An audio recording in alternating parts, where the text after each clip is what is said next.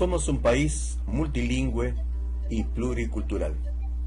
Un país en cuyo territorio conviven lenguas amazónicas, andinas y no amerindias.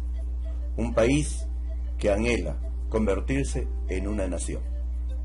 A continuación, unas palabras en torno de nuestras lenguas y del respeto y la fraternidad que deberíamos tenernos entre todos los hablantes de todas nuestras lenguas.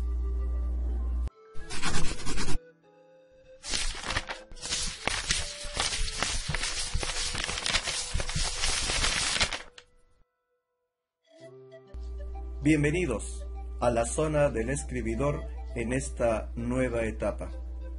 Que este nuevo año sea mejor para cada uno de nosotros, para nuestro país, para nuestro continente, para la humanidad en general. Quiero comenzar esta nueva etapa con un pequeño aporte acerca de la realidad lingüística de nuestro país. Y es que últimamente, en medio de los difíciles problemas sociales y políticos que vive nuestro país, el asunto de las lenguas comienza también a ser elemento de cuestionamiento en relación a la integridad de nuestro país. Y eso no debería ser así. No olvidemos que somos un país multilingüe. Eso hay que tenerlo en cuenta para interpretar nuestra realidad. Recordemos que una lengua no es solo un medio de comunicación, es decir, un sistema articulado de signos útiles para intercambiar mensajes. Una lengua es mucho más. Es un modo de comprender nuestro entorno. Implica una manera de asumir el mundo que nos rodea, de sentir nuestra realidad. En nuestro territorio se reconoce la existencia, mejor dicho, la sobrevivencia de 47 lenguas. Los historiadores hablan de que hubo más de 70 lenguas, pero que a lo largo de nuestra historia muchas de ellas han ido desapareciendo lamentablemente. Pero hablemos de cada una de las lenguas que coexisten en este país. Cada una de ellas tiene igual importancia en términos lingüísticos y en términos sociales. No hay una lengua más importante que la otra, ni más compleja que la otra. Cada lengua expresa, a su modo, de una manera particular, su percepción de la realidad. Ahora bien, en nuestro país, según las estadísticas, que ya sobrepasa los 33 millones de habitantes, 33 millones de habitantes, de las 47 lenguas, se dice que 43 de estas lenguas se hablan en la Amazonia. En la Amazonia. 4 serían consideradas lenguas andinas. No solo porque se hablan en la zona andina, las lenguas se van extendiendo a lo largo de nuestro territorio, pero las consideraríamos lenguas andinas.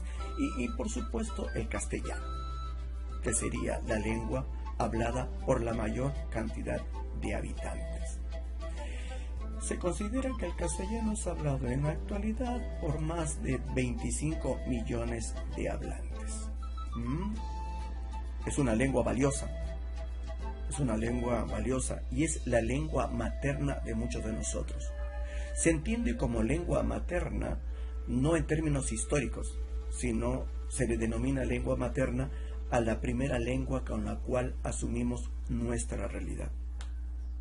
Y como dije, bueno, las cifras indican que en el Perú, para muchos, el castellano fue su lengua materna. Sin embargo, aquí hay que anotar algo más. Hay casi 4,5 millones de ciudadanos cuya lengua materna es otra. El quechua, en todas sus variantes, es una lengua hablada por más de 3 millones de ciudadanos.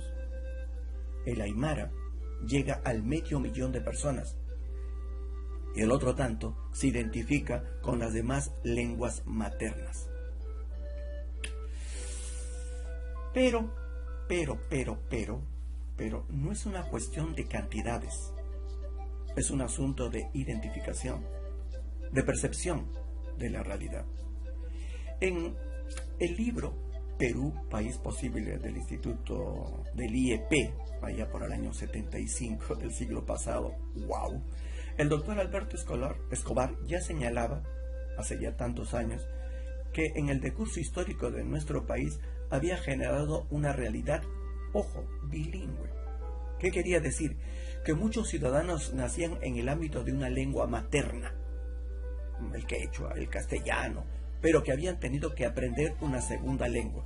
En este caso, por lo general, hablabas una lengua nativa y aprendías por necesidad la lengua castellana. Tengamos en cuenta, una vez más, que la lengua materna es la lengua del primer contacto con nuestro entorno y marcará el espíritu de cada individuo.